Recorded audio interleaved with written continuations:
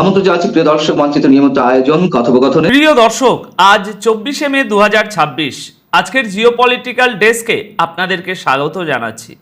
আজকের ভিডিওতে আমরা এমন কিছু খবরের ভিতরের খবর বিশ্লেষণ করতে যাচ্ছি যা শোনার পর গ্লোবাল পাওয়ার পলিটিক্স নিয়ে আপনার দৃষ্টিভঙ্গি পুরোপুরি বদলে যাবে। আজকের মূল আকর্ষণগুলো প্রথমে একটু বিস্তারিত আপনাদের জানিয়ে রাখি। একদিকে আমেরিকা এবং ইরানের মধ্যে একটা মহা চুক্তির ব্লুপ্রিন্ট প্রায় তৈরি হয়ে গেছে বলে ডোনাল্ড ট্রাম্প দাবি করছেন। কিন্তু ইরান কেন হঠাৎ করে বেঁকে বসলো এবং নূতন শর্ত জুড়ে দিল? অন্যদিকে এই শান্তি চুক্তির জন্য সৌদি যুবরাজ MBS এবং ডোনাল্ড ট্রাম্প একটি মেগা জয়েন্ট কলে বসেছেন, যেখানে পুরো মুসলিম বিশ্বকে এক সুতোয় গাঁথার চেষ্টা চলছে। এর মাঝেই আবার ইরান থেকে এসেছে একটা ভয়াবহ ঐতিহাসিক যুদ্ধের চূড়ান্ত ওয়ার্নিং, যেখানে বলা হচ্ছে ধ্বংসলীলা শুরু করার জন্য শুধু সুপ্রিম লিডারের একটা নির্দেশের অপেক্ষা। আর সবশেষে থাকছে খোদ আমেরিকার কলিজা বলে পরিচিত হোয়াইট হাউসে হওয়া একটা রহস্যময় হামলার খবর, যার জেরে পুরো হোয়াইট হাউস লকডাউন করে দেওয়া হয়েছে। এই প্রতিটি খবরের পিছনে যে বিশাল জিওপলিটিক্যাল দাবার চাল লুকিয়ে আছে তা নিয়েই আজ আমরা একদম লজিক্যাল এবং প্র্যাকটিক্যাল আলোচনা করব। তো চলুন আর দেরি না করে আজকের মূল বিশ্লেষণে ঢোকা যাক। দেখুন, আজকের সবচেয়ে বড় এবং চমকে দেওয়ার মতো খবরটি হলো আমেরিকা এবং ইরানের মধ্যে চলমান উত্তেজনা কমানোর জন্য একটা চুক্তির খবর। আজ 24শে মে দুপুরের রিপোর্ট অনুযায়ী আমেরিকার প্রেসিডেন্ট ডোনাল্ড ট্রাম্প সোশ্যাল মিডিয়ায় দাবি করেছেন যে এই শান্তি চুক্তির একটি বড় অংশ প্রায় চূড়ান্ত হয়ে গেছে। ট্রাম্পের দাবি অনুযায়ী এই চুক্তির ফলে হরমুজ প্রণালীকে আবার বাণিজ্যিক জাহাজ চলাচলের জন্য খুলে দেয়া হবে। কিন্তু এখানে একটা জিনিস বুঝতে হবে আমাদেরকে দর্শক, আসল ব্যাপারটা হলো আমেরিকা যতটা সহজ ভাবছে গেমটা ততটা সহজ নয়। ট্রাম্পের এই দাবির ঠিক পরপরই ইরানের সরকারি নিউজ এজেন্সি ফার্স এই দাবিকে সম্পূর্ণ ভুল বলে উড়িয়ে দিয়ে একটা নতুন বিতর্কের জন্ম দিয়েছে। ডোনাল্ড ট্রাম্প তার ট্রুথ সোশ্যাল অ্যাকাউন্টে লিখেছেন যে চুক্তির শেষ মুহূর্তের খুঁটিনাটি নিয়ে এখন আলোচনা চলছে এবং খুব শীঘ্রই এর আনুষ্ঠানিক ঘোষণা আসবে। এখন ট্রাম্পের এই তাড়াহুড়োর পিছনের আসল কারণটা কি জানেন? কারণ হলো তেল। স্টেট অফ হরমুজ বন্ধ থাকার কারণে পুরো বিশ্বের এনার্জি মার্কেটে হাহাকার পড়ে গেছে এবং আমেরিকায় তেলের দাম আকাশ ছুঁয়েছে। তেলের দাম বাড়লে আমেরিকার অভ্যন্তরীণ রাজনীতি কিভাবে টালমাটাল হয়ে যায় তা আমরা সবাই জানি। অবস্থা এতটাই বেগতিক যে ডোনাল্ড ট্রাম্প এই উইকেন্ডে ওয়াশিংটন ছেড়ে নিজের ছেলের বিয়েতেও যেতে পারেননি, কারণ তিনি জানেন দেশ ছেড়ে এই মুহূর্তে বিয়ে খেতে গেলে বিরোধী শিবির তাকে নিয়ে রাজনৈতিক ফায়দা লুটবে। কিন্তু অন্যদিকে ইরানের ফার্স নিউজ এজেন্সি আজ 24শে মে দুপুরেই স্পষ্ট করে দিয়েছে যে এই চুক্তি আসলে ইরানকে ওই প্রণালীটি নিজেদের মতো করে ম্যানেজ করার অধিকার দেবে। অর্থাৎ ট্রাম্প যেটা দাবি করছেন যে তিনি হরমুজ প্রণালী একদম উন্মুক্ত করে দেবেন, সেটা বাস্তব থেকে অনেক দূরে। সোজা কথায় ইরান নিজেদের নিরঙ্কুশ নিয়ন্ত্রণ ছাড়া এই গুরুত্বপূর্ণ সামুদ্রিক রুট কোনোভাবেই আমেরিকার কথায় খুলে দেবে না। এখানে আমেরিকার বিখ্যাত নিউজ ওয়েবসাইট এক্সিওসের একটা রিপোর্ট আমাদেরকে একটু গভীরভাবে বিশ্লেষণ করতে হবে। তাদের মতে এই 60 দিনের সিজফায়ার চুক্তির আওতায় স্টেট অফ হরমুজ দিয়ে কোনো টোল ছাড়াই জাহাজ যেতে দেওয়া হবে, আর এর বিনিময়ে ইরান বিশ্ববাজারে প্রকাশ্যে তাদের তেল বিক্রি করতে পারবে। সেই সাথে ইরানের যে নিউক্লিয়ার প্রোগ্রাম রয়েছে, নিউক্লিয়ার প্রোগ্রাম সাময়িকভাবে স্থগিত রাখার জন্য পরবর্তীতে আলোচনা হবে। দর্শক, আপনারা একটু লজিক দিয়ে ভাবুন, আমেরিকার মতো দেশের প্রথম সারির পলিটিক্যাল ম্যাগাজিন যখন বলছে যে ইরান ওপেন মার্কেটে ব্যবসা করবে এবং নিউক্লিয়ার ইস্যু নিয়ে পরে শুধু আলোচনা হবে, তখন এটা বুঝতে আর বাকি থাকে না যে দর কষাকষির টেবিলে আসলে কার পাল্লা ভারী। এটা পরিষ্কারভাবে প্রমাণ করে যে ইরান ওয়াশিংটনকে তাদের শর্ত মানতে বাধ্য করছে। বিভিন্ন আন্তর্জাতিক পত্রিকায় এক মার্কিন অফিসিয়ালের বরাতে বলা হয়েছে যে এই ড্রাফটের বদলে আমেরিকা ইরানের বন্দরগুলোর উপর থেকে অবরোধ তুলে নেবে এবং ইরানি তেলের উপর থাকা নিষেধাজ্ঞাগুলো অনেকটা শিথিল করবে। যদিও দর্শক, নিউ ইয়র্ক টাইমস একটা ভিন্ন দাবি করছে, কিন্তু তাদের মতে ইরান হয়তো তাদের কাছে থাকা হাইলি এনরিচ ইউরেনিয়ামের মজুদ অন্য কাউকে দিতে রাজি হতে পারে। এর পাশাপাশি রয়টার্স, বিখ্যাত সংবাদ মাধ্যম রয়টার্স জানিয়েছে এই পুরো প্ল্যানটি 3টি ধাপে কাজ করবে। প্রথমত, যুদ্ধের সম্পূর্ণ সমাপ্তি, এরপর হরমুজ ক্রাইসিসের সমাধান এবং শেষে একটি বড় স্থায়ী চুক্তির জন্য 30 দিনের মেগা আলোচনা শুরু। এখন আসুন আমরা এই পুরো প্রক্রিয়ায় পাকিস্তানের ভূমিকাটা একটু বোঝার চেষ্টা করি। মিডল ইস্টের জন্য পাকিস্তানের দিক থেকে একটি অত্যন্ত তাৎপর্যপূর্ণ খবর এসেছে। ইরানি নিউজ এজেন্সি ইরনা জানিয়েছে যে পাকিস্তানের আর্মির মিডিয়া উইং একটি বিবৃতি দিয়ে বলেছে, ফিল্ড মার্শাল আসিফ মুনিরের গতকাল 23 মে তেহরানে হওয়া সংক্ষিপ্ত সফরটি ছিল অত্যন্ত সফল। এখানে খেয়াল করার মতো বিষয় হলো, এই হাই লেভেল মিটিংয়ের মূল উদ্দেশ্যই ছিল আমেরিকা ও ইরানের মধ্যে চলমান চুক্তির গতিটা বাড়ানো। গত 24 ঘন্টার মধ্যে তেহরান এবং ওয়াশিংটনের মধ্যে অত্যন্ত সিরিয়াস লেভেলের মেসেজ আদান প্রদান হয়েছে এবং ফাইনাল এগ্রিমেন্টের দিকে তারা অনেকটা এগিয়েছে। কিন্তু দর্শক, এখানে একটা বড় প্রশ্ন থেকে যায়। একদিকে যখন শান্তির পায়রা ওড়ানোর চেষ্টা চলছে, ঠিক তখনই ইরান থেকে একটি ঐতিহাসিক যুদ্ধের চূড়ান্ত হুঁশিয়ারি দেওয়া হলো কেন? এর পেছনের সাইকোলজিটা আমাদের অবশ্যই বুঝতে হবে। আমেরিকা এবং ইসরায়েলের দিক থেকে আসা নতুন করে হামলার হুমকির মাঝেই ইরানের deputy army commander rear admiral Habibollah Sayyari, তিনি তো খোলাখুলি ঘোষণা করেছেন যে তাদের সেনাবাহিনী একটি হিস্টোরিক ফাইট, বা বাংলায় বলা ভালো ঐতিহাসিক লড়াইয়ের জন্য পুরোপুরি প্রস্তুত। ইরান পরিষ্কার জানিয়ে দিয়েছে, শত্রুরা যদি নতুন করে কোনো বোকামি করার চেষ্টা করে তবে তার পরিণতি হবে ভয়াবহ। ট্রাম্প একদিকে বলছেন চুক্তি না হলে হামলা করবেন, আবার ইরান বলছে হামলা হলে যুদ্ধটা হবে ঐতিহাসিক। এই যে ইরান এত বড় একটা ওয়ার্নিং দিল, এই টাইমিংটাও কিন্তু খুবই গুরুত্বপূর্ণ। রিয়ার অ্যাডমিরাল সায়েরি এই ওপেন ওয়ার্নিংটা ঠিক সেই মুহূর্তে দিলেন যখন ইরান 1980 সালের যুদ্ধের সময় খুররাম শহরকে শত্রুদের হাত থেকে মুক্ত করার 44তম বার্ষিকী পালন করছে। তিনি অত্যন্ত কড়া ভাষায় বলেছেন, দেশের স্বাধীনতা এবং মাটির সুরক্ষার জন্য যে কোনো নতুন ষড়যন্ত্র বা চাপিয়ে দেওয়া যুদ্ধের সামনে তারা একটি ঐতিহাসিক অপারেশন চালাতে প্রস্তুত। তিনি আরও একটি ভয়ঙ্কর কথা বলেছেন, যা পশ্চিমা বিশ্বের ঘুম হারাম করার জন্য যথেষ্ট।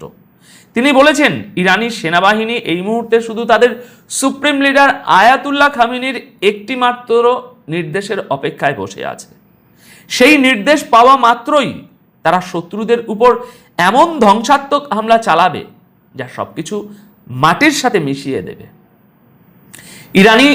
ইরানের সরকারি ফৌজের বিবৃতিতেও বলা হয়েছে যে তারা গত বছরের জুন মাস এবং এই বছরের ফেব্রুয়ারি থেকে এপ্রিলের মধ্যে হওয়া মার্কিন ও ইসরায়েলি হামলাগুলো থেকে অনেক বড় শিক্ষা নিয়েছে এবং তারা এবার একদম আরপার লড়াইয়ের জন্য প্রস্তুত।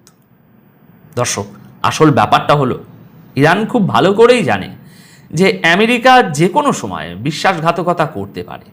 এর আগেও আমরা দেখেছি, যখনই মনে হয়েছে যে এই বুঝি একটা চুক্তি হতে যাচ্ছে, ঠিক তখনই আলোচনার টেবিলে বসিয়ে রেখে আমেরিকা পেছন থেকে ছুরি মেরেছে।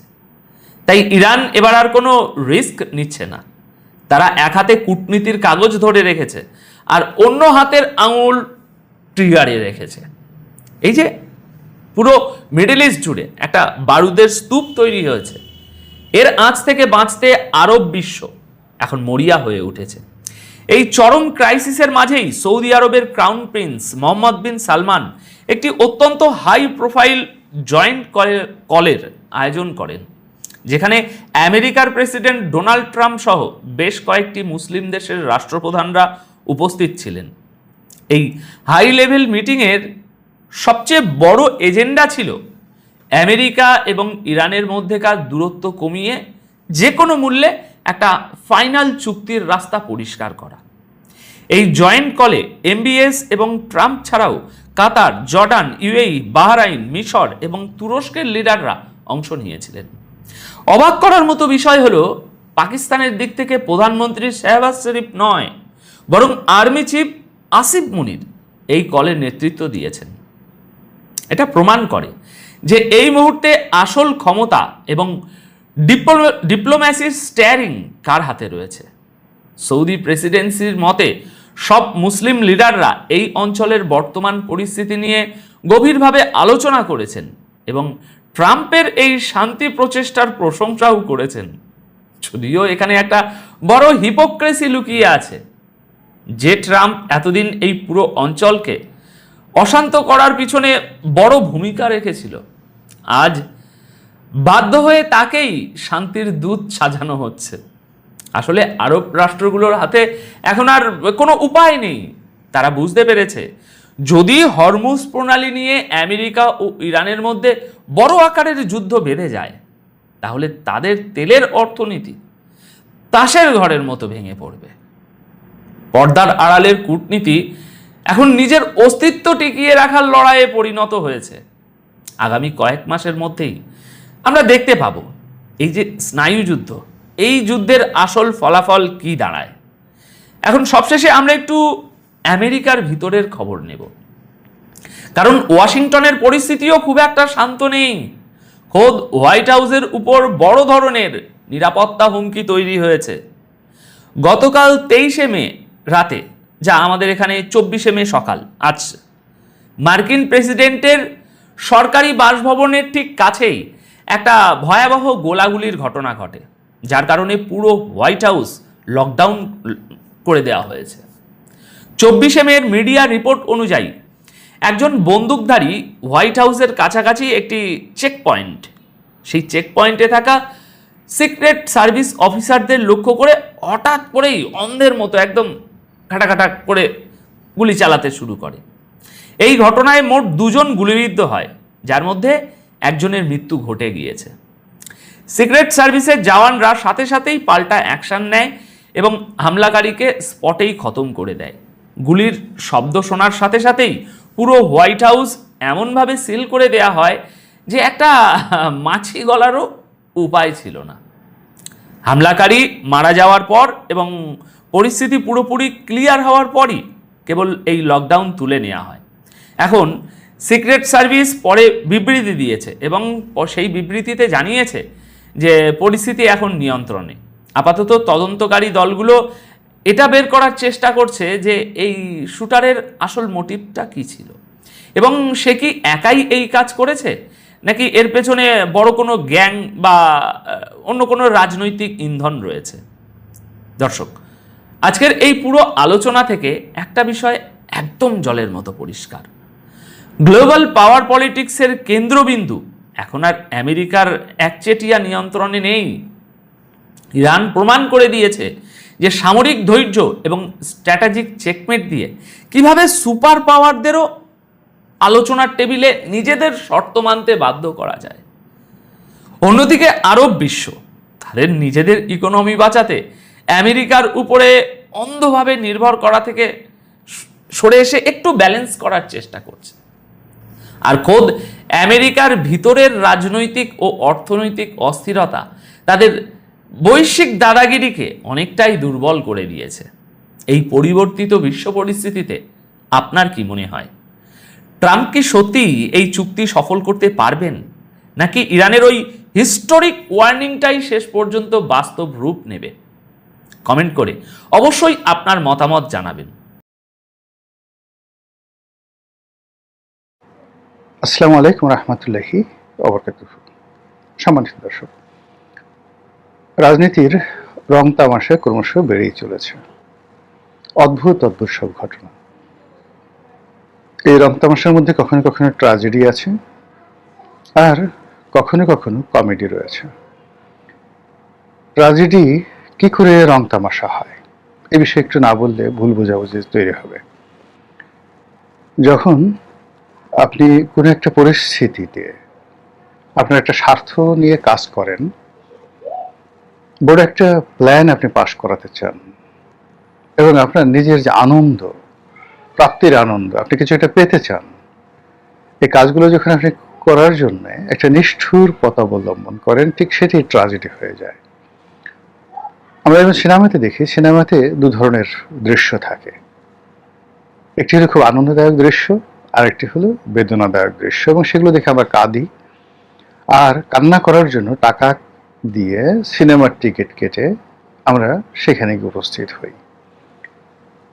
তো রাজনীতি হলো পৃথিবীর সবচেয়ে বড় নাট্যমঞ্চ, সবচেয়ে বড় সিনেমাগ্রাফি। এখানে যা কিছু ঘটে, পৃথিবীর কোনো কলম নেই এটিকে চিত্রকল্পে ফুটিয়ে তোলে।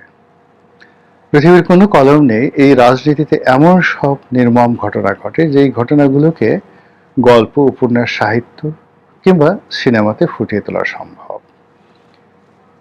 পৃথিবীতে এমন কোনো কথক নেই, বক্তা নেই, যে কিনা এই রাজনীতির যে ট্র্যাজেডি, কমেডি এবং গল্প, উপন্যাস, সাহিত্য, তারপরে প্রহসন, যা কিছু আছে সাহিত্যের বিভাগ, এগুলো আপনার সামনে যে উপস্থাপন করবে, এইরকম চমৎকার ভাবে বলার মতো কথক এখনো তৈরি হয়নি। অর্থাৎ মানুষের কল্পনা শক্তি, মানুষের বাক শক্তি, মানুষের চিন্তার শক্তি, কিংবা তার যে সৃষ্টি করার যে ক্ষমতা, তার চাইতে যে নির্মম ঘটনা রাজনীতিতে ঘটে, এটাই আমি বোঝাতে চাচ্ছি, এবং সেই পরিবেশ পরিস্থিতি এখন বাংলাদেশে ঘটে চলেছে।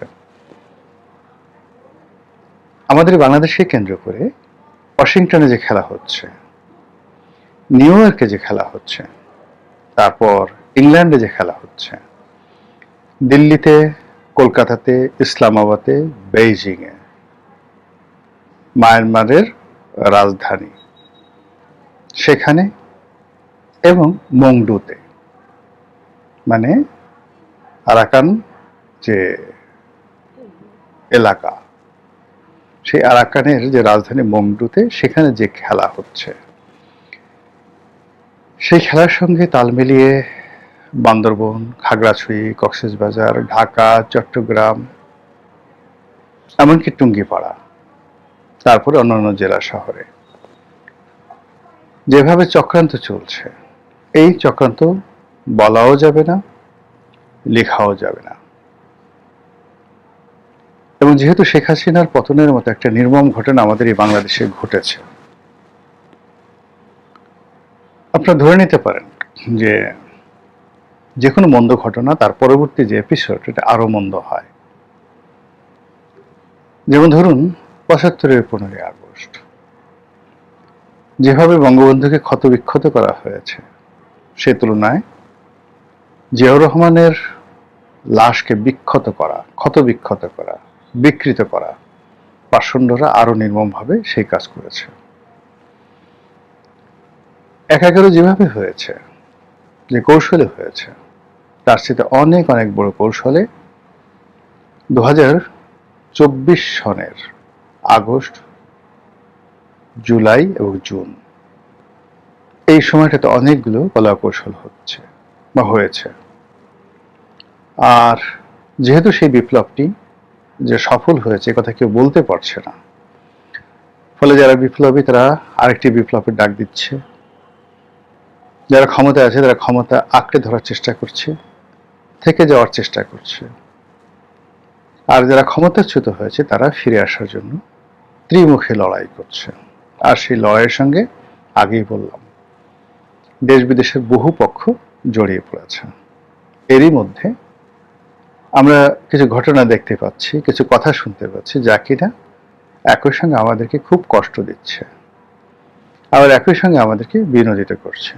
যদি শিশু রামিসার ধর্ষণ ধরেন, চট্টগ্রামে যে 4 বছরের শিশু ধর্ষিতা হয়েছে তাকে ধরেন, শিশু আসিয়ার হত্যাকাণ্ড ধরেন, এগুলো খুবই বিয়োগাত্মক ঘটনা, এবং এগুলোকে কেন্দ্র করে যে মাঠ গরম হচ্ছে তার মধ্যে অশনি সংকেত আছে। আবার যদি ধরেন নাসিরুদ্দিন পাটোয়ারিকে ডিম মারা হলো, তাকে মারধর করা হলো, এবং সেটাকে কেন্দ্র করে যে উত্তপ্ত রাজনৈতিক অবস্থা, এটি একটা মধ্যপন্থা, সাসপেন্স। অন্যদিকে আওয়ামী লীগ যে কাজগুলো করার চেষ্টা করছে, ছাত্রলীগ একের পর এক মিছিল করে যাচ্ছে। আগে মাস্ক পরতো, এখন আর তারা মাস্ক পরছে না। তারা সিরিজ মিটিং করছে। ছাত্রলীগ, যুবলীগ, আওয়ামী লীগের যে সকল শীর্ষ নেতৃবৃন্দ রয়েছেন তারা প্রকাশ্যে আসছেন, এবং অনেকে মোটামুটি সিদ্ধান্ত নিয়েছেন তারা বাংলাদেশে ফিরে আসবেন। যতটুকু শোনা যাচ্ছে যে ছাত্রলীগের একসময় খুব দাপুটে নেতা, মন্ত্রী, তারপর সংসদ সদস্য, আমি নামই বলে ফেলি, ইনামুল হক শামীম, নজরুল ইসলাম বাবু, তারপর সাইফুজ্জামান শেখর, এনারা এবং একই সঙ্গে চট্টগ্রামের যে সকল তরুণ রাজনীতিবিদ রয়েছেন প্রায় সবাই বাংলাদেশে তাদের নেত্রীর নির্দেশে খুব দ্রুত ফিরে আসার জন্য বাক্স পেটরা গুছিয়ে ফেলেছে। তারা আসবে, আত্মসমর্পণ করবে, এবং একই সঙ্গে তাদেরকে গ্রেপ্তার করতে হবে। তারপরে কি হবে সেটা পরের ব্যাপার। এইরকম একটা প্রস্তুতি চলছে। সজীব ওয়াজেদ জয় এবং সাইমা ওয়াজেদ পুতুল বাংলাদেশে আসবে। প্রস্তুতি চলছে শেখ হাসিনা বাংলাদেশে আসবেন। এগুলো কথার কথা নয়। এবং এর সঙ্গে কারা জড়িত, কারা তাদেরকে উৎসাহ দিচ্ছে, কারা তাদেরকে প্রোটেকশন দিচ্ছে, কারা তাদের সঙ্গে সমঝোতা করছে, সেগুলো দ্বিতীয় প্রসঙ্গ। যারা রাষ্ট্রের সঙ্গে জড়িত আছে অবশ্যই তারা এটা খুঁজে বের করবেন। কিন্তু আমি যে বিষয়টা নিয়ে কথা বলতে চাই সেটা হলো শেখ হাসিনা। তিনি তার বক্তব্য কিছুদিন বন্ধ রেখেছিলেন, আবার তিনি বক্তব্য দিয়ে যাচ্ছেন, আগের চেয়ে ঝাঁঝালো, আগের চেয়ে সুনির্দিষ্ট, পয়েন্টিভ, আগের চেয়ে জেদি, আরো রাগী এবং আরো আত্মবিশ্বাসী। তিনি একেবারে সুনির্দিষ্ট ডেট দিয়ে বলেছেন যে আমি 6 মাসের মধ্যে, আগে যেমন তারেক রহমান সাহেব আসতে চাইতেন তার লোকজন বলতেন যে 3 মাস, 6 মাস, 1 বছর বা 1 মাস আসবেন, কিন্তু জনাব তারেক রহমান সাহেবের পক্ষ থেকে সুনির্দিষ্ট